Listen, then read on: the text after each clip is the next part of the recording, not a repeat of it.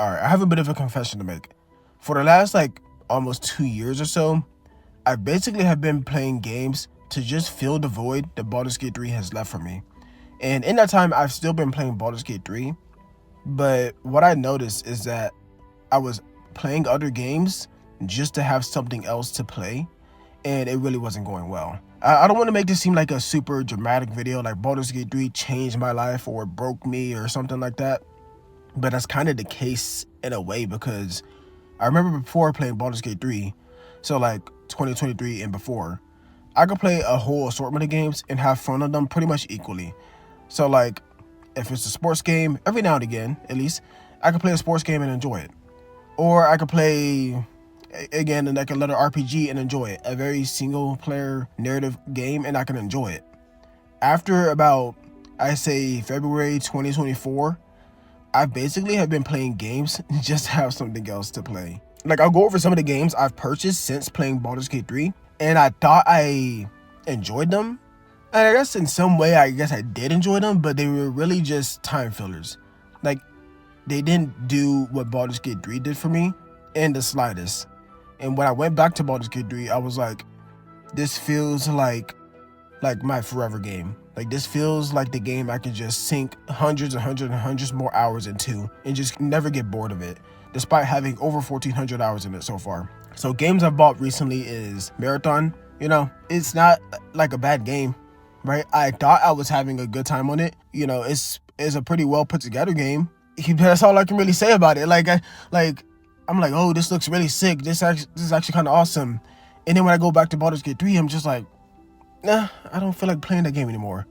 You know, Crimson Desert the same way. I just bought Crimson Desert. It looks like the exact kind of game that would be for me if I had never played Baldur's Gate 3. So like, it looks basically like what Red Dead Redemption 2 is, mixed with a little bit of Skyrim. And I love Red Dead Redemption 2. I have over 450 hours in that game. But I'm gonna say the same thing for that. If Baldur's Gate 3 came out before Red Dead Redemption 2, I wouldn't have touched that game. The same goes for Control. I played some Control. I had a decent time with it, I guess. But literally, Baldur's Gate 3 was in the back of my mind every single minute I was playing that game. Same with Mio, Memories in Orbit. I tried a 2D platformer just to try to mix it up. One for me. Ready or Not, tried to mix it up. One for me. Dispatch. I actually kind of enjoyed Dispatch, so I guess that's one of the caveats. I actually really did enjoy Dispatch, which, being from the creators who made The Wolf Among Us, I mean, that's kind of a given. Arc Raiders. I guess I was having an okay time. Again, Baldur's Gate 3 was in the back of my mind. Tainted Grail Fall of Avalon. I mean, it just seemed like a sort of Skyrim clone. And I played it for like 4 hours, and guess where else I went? You know? Battlefield 6. The Oblivion Remaster. Like, just Dead Island 2. All these other games I've tried to play, and they didn't do it for me in the way the Baldur's Gate 3 did. I guess I want to rant about my journey with Baldur's Gate 3 and why it has led me to this position where it's basically Baldur's Gate 3 or bust. And it's been like that for almost 2 years now. So if you don't really want to hear that kind of thing about me rambling on and on about why I love Baldur's Gate 3 so much, this is not going to be the video for you. I'm going to be honest. I mean, you can click off. It doesn't really matter to me. This is sort of, I'm going to be honest, this is kind of like a story time, Dear Diary kind of video I'm going to make. So just for a little background, I actually didn't buy Baldur's Gate 3 on release because I had a lot going on at the time. Like, I had to finish up school, and I just had other stuff going on at the time. And I was like, I don't feel like I can dedicate enough time to this game for it to be worth it right now. So I held off until I had more time to play it. So around February 2024, I finally bought Baldur's Gate 3. And right from the jump, like, I want to say my first playthrough in, maybe like the first 2 hours, I was completely hooked. I'm not really what kind of RPG you want to call Baldur's Gate 3?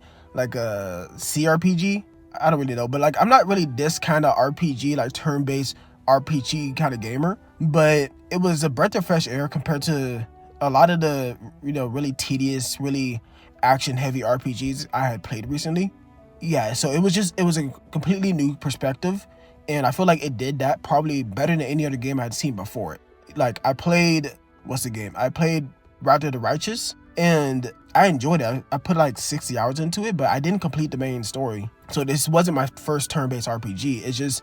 It was the first one where I was like, okay, this is showing me something this just completely on a different level than what I've played before. And so yeah, like from like hour 1 or 2, I was completely in love with the game. I completed my first session for like 6 hours, and I had such a good time on it that I went to sleep that night. I had just dreams about Baldur's Gate 3 the whole night.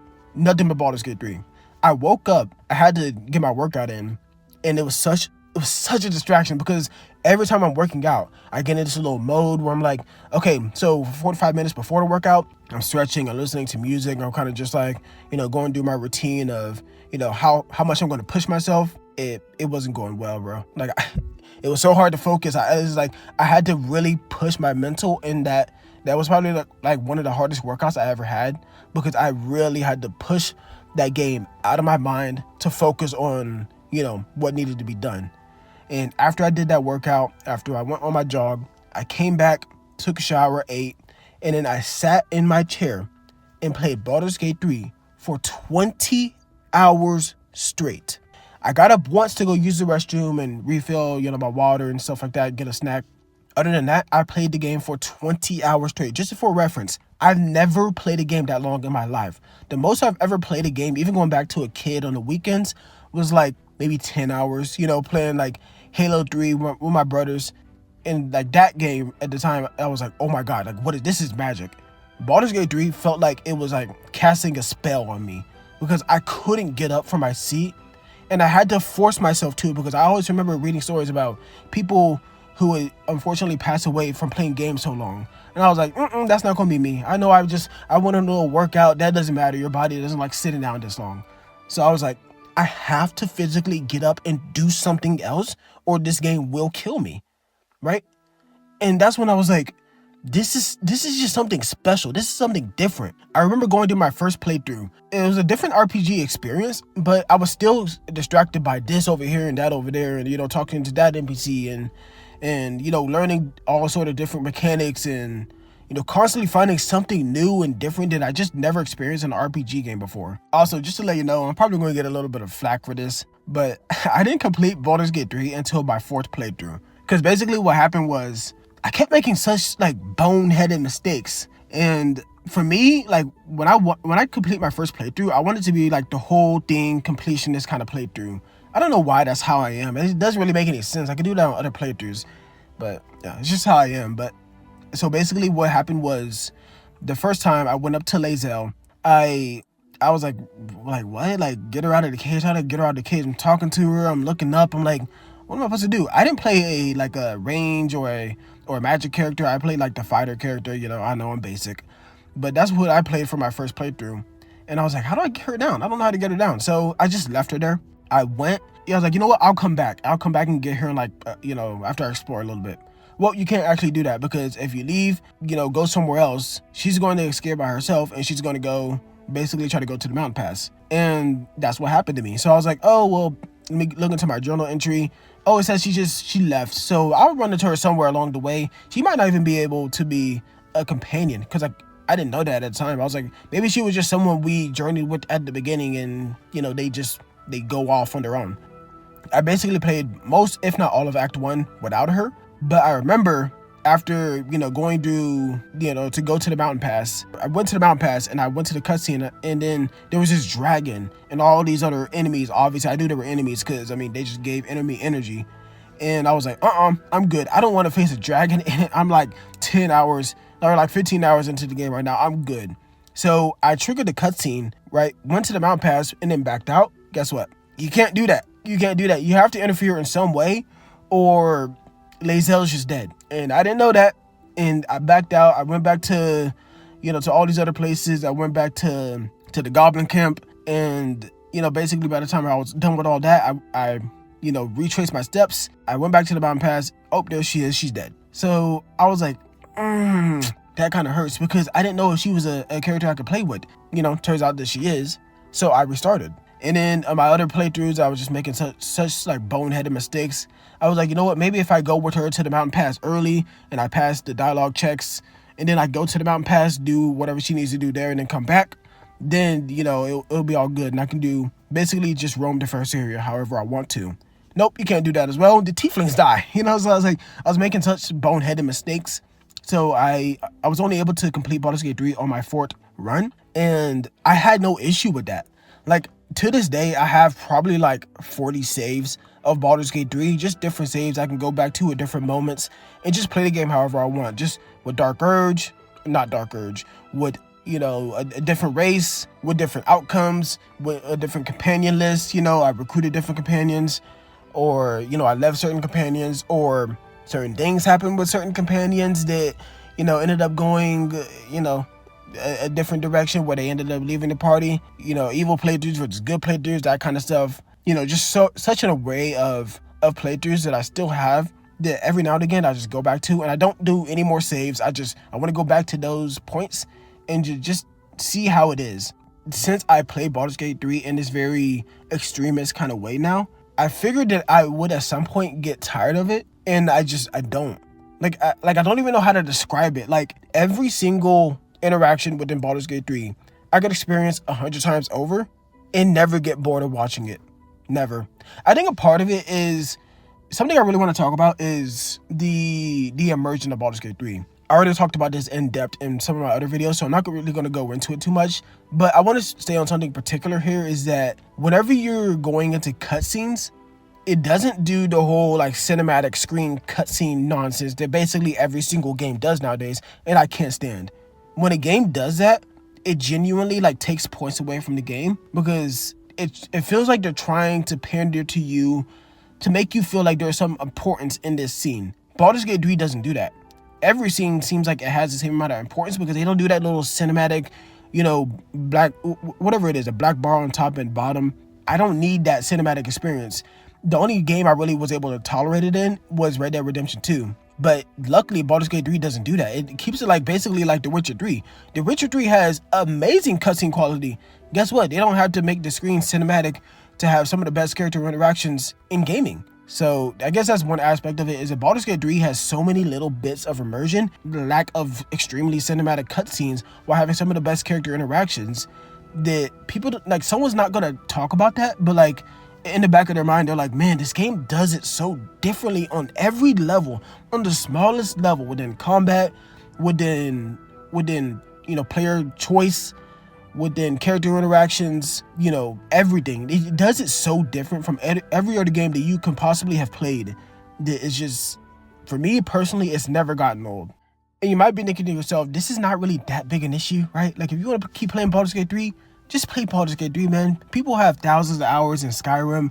They have thousands of hours in, like Oblivion, or some of these FPS games they might play. It's not a big deal. If you want to only play Baldur's Gate 3, do that, man. Well, first off, I do this YouTube, I do it as a hobby.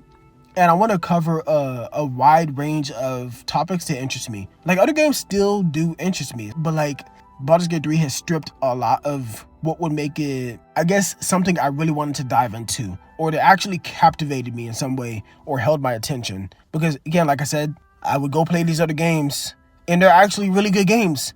But in the back of my mind, I'm literally thinking of another game while I'm playing it. I'm looking at cutscenes of this game, and in the back of my mind, I'm like, okay, so when's my next Dark Urge playthrough? How am I going to go do that differently? What's the different paths I can choose that I've not chosen before? Like, I'm thinking about stuff like that while I'm literally in the middle of cutscenes in this game, cutscenes I've never seen before. And it's like my brain couldn't care less. I'm trying to hold my attention on this game. It just doesn't matter. I'm trying to play different games. I'm trying to have a good time with them. It's not like I'm having a bad time with them. It's just, I'm not having a Baldur's Gate 3 time with it. I don't really know what else to say besides that. It's like an addiction. It genuinely is like an addiction. Fortunately for me these days, I don't have the luxury to just no life Baldur's Gate 3. Like, back then, I was able to put those 20-hour days in, those 12-hour days, those 16-hour days, simply because, I only had full-time school. I basically stopped working so that I can do school full-time and basically just get that out of the way, because I hated it so much. But I was able to, even though I was at school full-time and I had 6 classes, I could cram those into like 4 days of the week, get basically everything out of the way, even like other requirements that made me like, be outside of the classroom and, different projects with different people. I basically got all that out of the way. I was like, you know what, let me schedule it with these people so I can get it all in this 4-day window span. the other 3 days, I could literally not do anything else besides play Baldur's Gate 3, and yeah, that was it. Like, I can't do that now, obviously, because I've gone back to working and, stuff like that, and you're required to be at your workplace 5 days a week, right? So you kind of can't just disappear and be like, oh, I want to go play Baldur's Gate 3 for 12 hours. I'll see you. That doesn't work.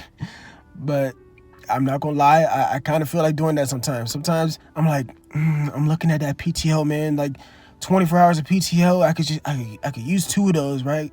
I could use 16 hours, 2 days back to back on my, combined with my days off. There's 4 days off. I could just play Baldur's Gate 3 for 4 days off, not care at all. But, you got to be an adult.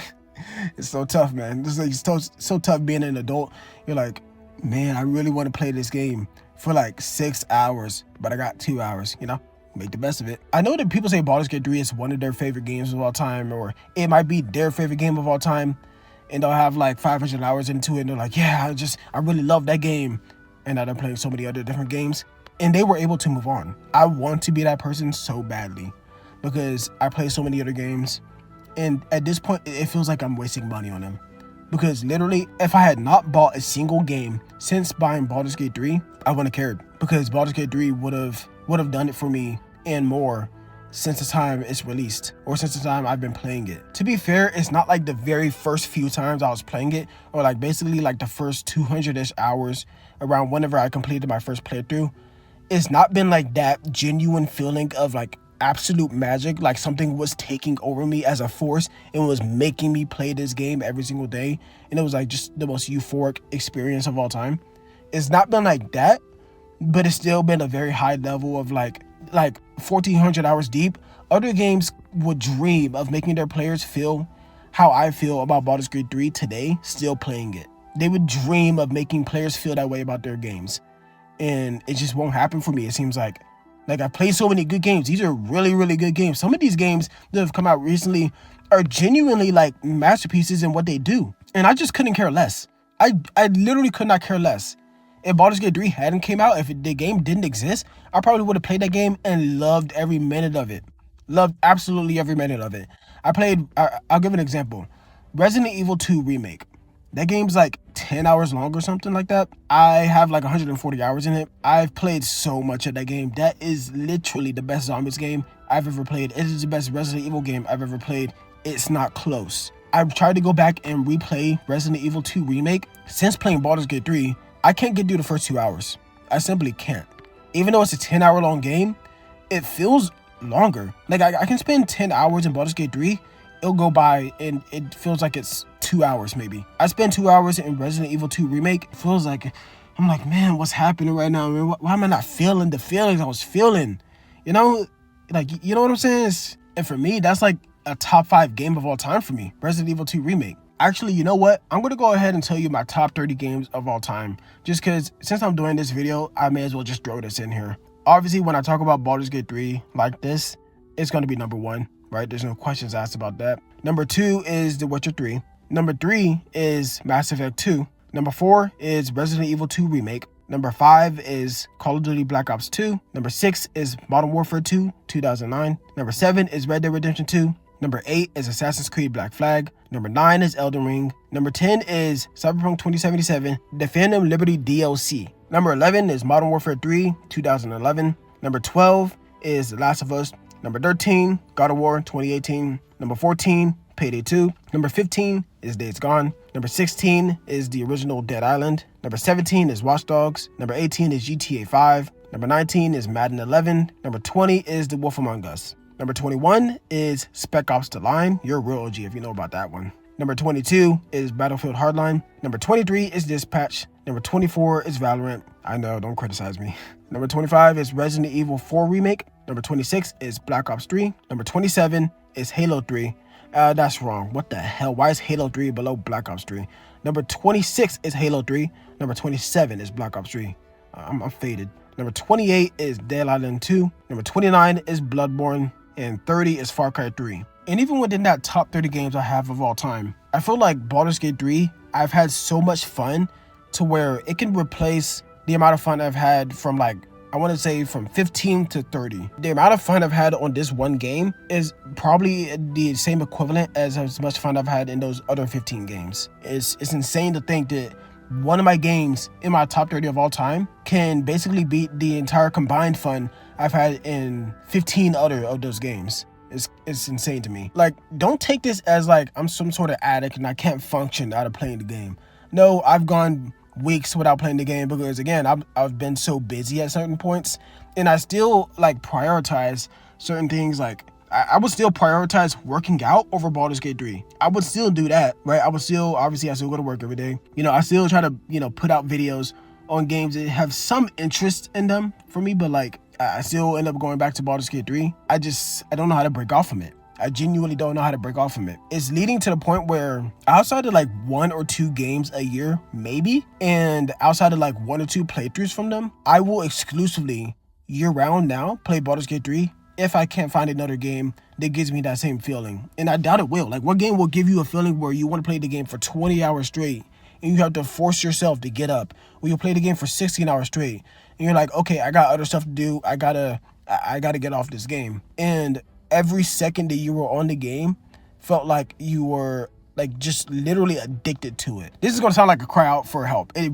really isn't. This really me just explaining why I love this game so much, so intensely, why it's so different from other people who love this game, that it's really bizarre. I've never felt this with anything else in any other entertainment in my life. I've never felt this. I'm still going to try to make videos on other video games. Like, Baldur's Gate 3 isn't the kind of game I want to make videos on. It's the kind of game I want to play. Every time I'm thinking about, okay, how do I think about this critically? And how do I put this in a video format? And how do I structure it so that it makes sense?